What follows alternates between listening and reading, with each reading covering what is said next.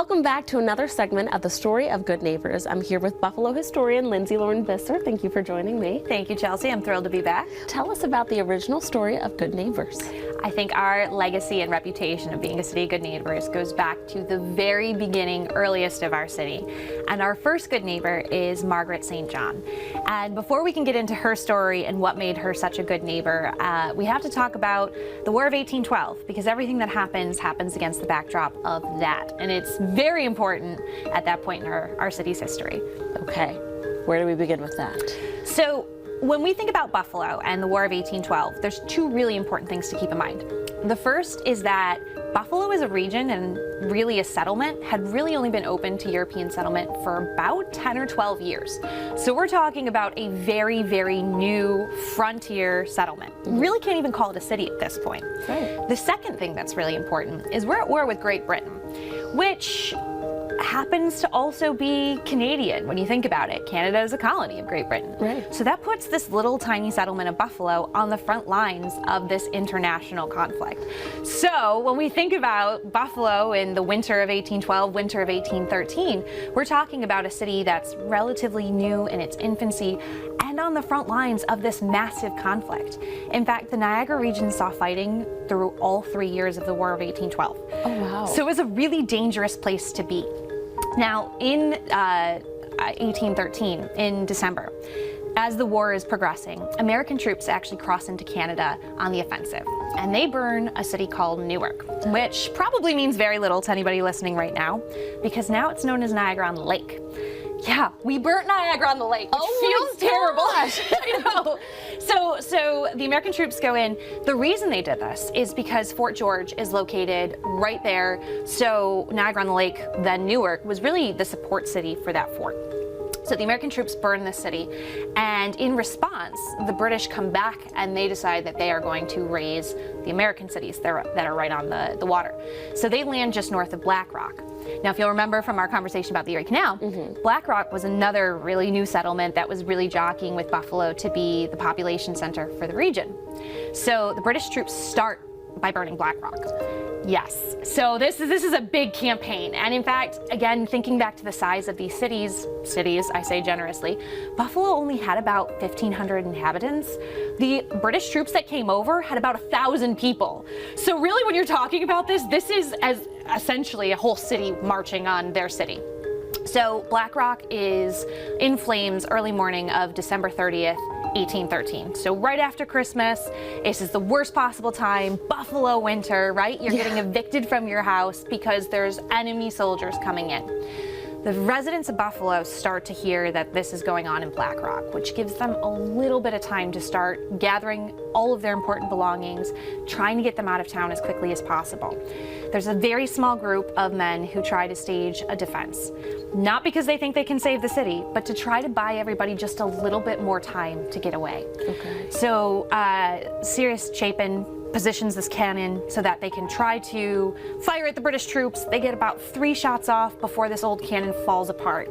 They've got nothing between them and the British troops. Nothing going for them. Absolutely worst possible circumstances. So everybody by this point, thankfully, has managed to evacuate except a few individuals, one of whom is Margaret St. John. Now, Margaret is a widow. She has a number of children, and she owns a tavern, which sounds a little like, oh, she owns a bar. But actually, at that point, it was really a place where people who were traveling to the area to begin to settle or were passing through as they went further west could stay, resupply, be comfortable while they were traveling. So it was really an important business for the community.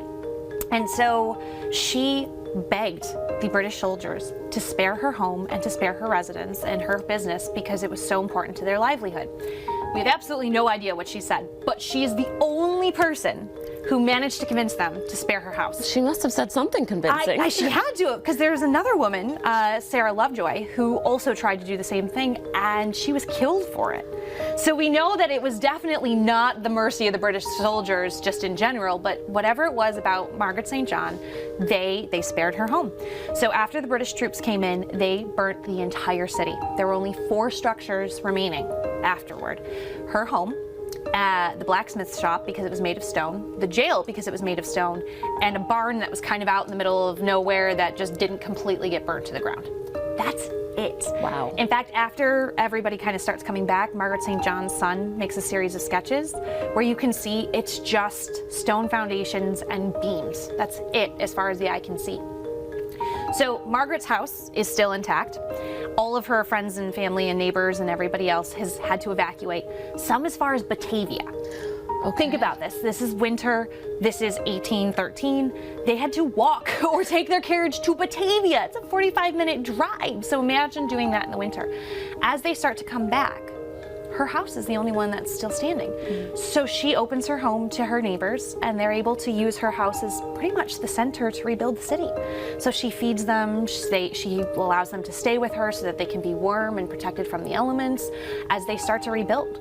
Because the only thing they could do was effectively cover up the stone foundations of their cellars and live underground for the rest of the winter before they could really rebuild.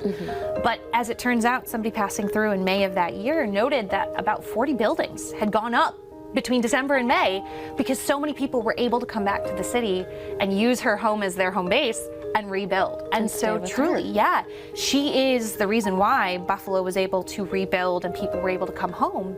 But on top of it, the fact that she had next to nothing left but shared what little she had with her neighbors, I think really imbued the citizens of that early city with this camaraderie and this sense of concern and compassion for their neighbors. And that, I think, is carried through as part of our city's identity.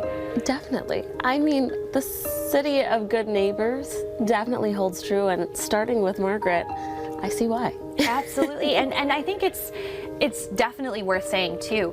Our population, as it continued to grow and everything else, really did keep that characteristic and that spirit. And so, unfortunately, her home is no longer standing. You can see the location where it was. Her grave is in Forest Lawn. When I actually worked at Forest Lawn, we used to identify her as our first good neighbor on the tour. But you can actually visit different places throughout the city and see the plaques that reflect this is where the last stand was made, this is where her home was, this is where some of the other buildings were. And it just helped give you a sense of scale of how small the city was and where these buildings were located. But you can also go to the History Museum in the new Erie County Bicentennial exhibit. There is an entire section on the War of 1812. One of the carriage wheels that was used in the evacuation is there. They've got a lot of the really cool artifacts from that moment that you can go see. So there's still a little bit of that story left that you can go appreciate and enjoy. Alrighty, for those who have ever wondered why we're called the City of Good Neighbors, we're taking you back to the beginning. Thank you so much for that, Lindsay. Thank you, and thank you to Margaret St. John. Yes. Thank you, Margaret. We wouldn't really be here without her. Yeah. So really appreciate her, and thank you so much for having me. And I think when we think of this holiday season, it's a great opportunity to reflect on, if there's an opportunity to do something for your neighbors, that's the spirit of our city. There you go. Thank you so much. Thank you.